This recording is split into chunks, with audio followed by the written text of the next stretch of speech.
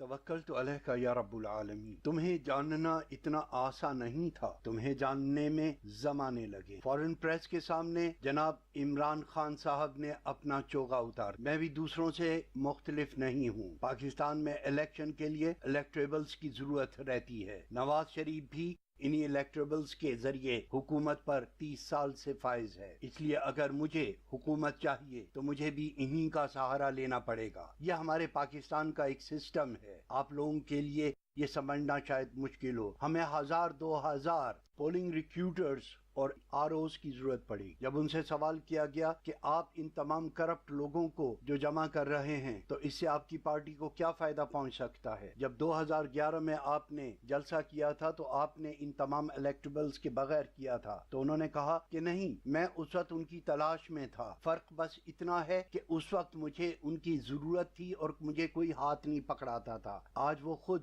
میرے پاس چل کر آ رہے ہیں اور ایک نئی منطق انہوں نے سامنے رکھی جسے میں یہ کہتا ہوں کہ انہوں نے اپنا چوغا اتار دیا کہ نواز شریف میں، زرداری میں، اسفندیار خان میں، الطاف حسین میں، مولانا فضل الرحمان میں کسی بھی لیڈر میں کوئی فرق نہیں. بس ہاں ایک لاجک، ایک توجہ انہوں نے پیش کی کہ میں ان سے مختلف کیسے ہو سکتا ہوں. تو آپ کا فرمانا یہ تھا کہ ہاں اگر اوپر ایک صحیح آدمی بیٹھا ہوا ہو تو وہ نیچے والوں کو کنٹرول کر سکتا ہے، اور میں اسی طریقے سے یہ تبدیلی لاؤں گا.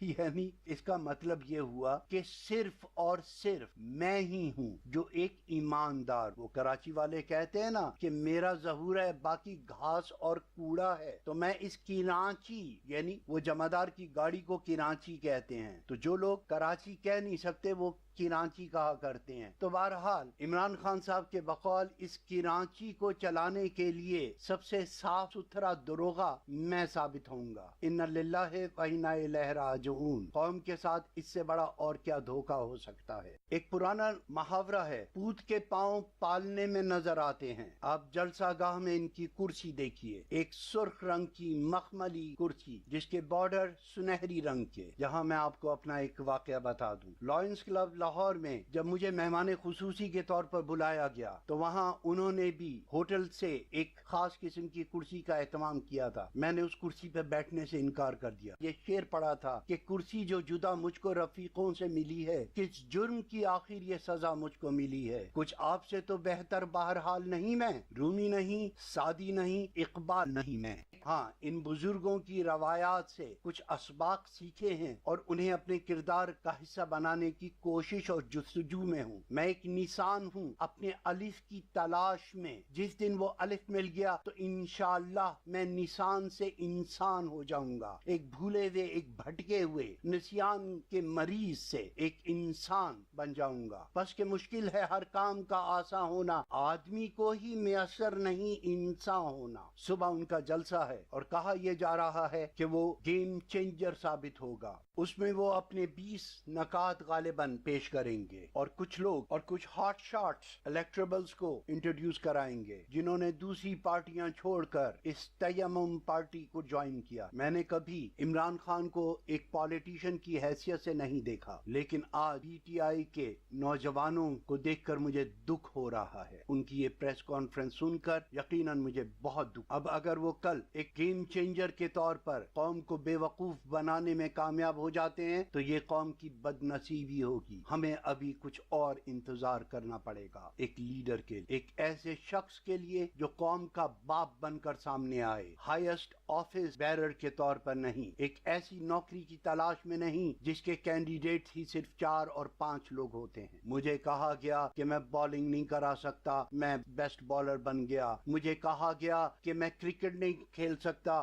میں نے کرکٹ کھیل کے دکھا دیا. مجھے کہا گیا کہ میں ورلڈ چیمپئن نہیں بن سکتا، میں نے ورلڈ چیمپئن بن کے دکھا دیا ٹوٹی پھوٹی سی ٹیم کے ساتھ، یعنی سارے کریڈٹ میرے ہیں. مجھے کہا گیا کہ میں یہ ہاسپٹل نہیں بنا سکتا، میں نے بنا دیا. مجھے کہا گیا میں یونیورسٹی نہیں بنا سکتا، میں نے بنا دیا. مجھے کہا گیا میں پالیٹکس میں کامیاب نہیں ہو سکتا، میں کامیاب ہو گیا، اور وہ یہ صرف اگلا طنز یہ کرنا چاہتے ہیں کہ مجھے کہا گیا کہ میں پرائم منسٹر نہیں بن سکتا اور میں بن گیا۔ ہا ہا ہا ہا ہا۔ مجھے یہ شخص اب حقیقتاً ایک بیمار ذہنیت کا انسان لگا ہے۔ اس پریس کانفرنس کے بعد ایک عام بات کہا کرتا ہے کہ مجھے پالیٹکس میں آنے کی کیا ضرورت تھی، میرے پاس تو سب کچھ پہلے سے موجود ہے۔ اچھا، تو نواز شریف صاحب چھابڑی لگائے بیٹھے ہوئے ہیں، زرداری صاحب چھابڑی لگائے بیٹھے ہوئے ہیں، مولانا فضل الرحمان صاحب چھابڑی لگائے بیٹھے ہوئے تھے۔ ان سب کی حیثیت آج بھی تم سے کہیں زیادہ ہے۔ جس چیز کے لیے تم وزارت عظمیٰ کی کرسی کو دیکھ رہے ہو، یہ تم سے زیادہ ترقی یافتہ دماغ کے لوگ ہیں، تم سے پہلے انہوں نے وہی چیز دیکھ لی، تم سے 10 گنا زیادہ دولت رکھنے کے باوجود۔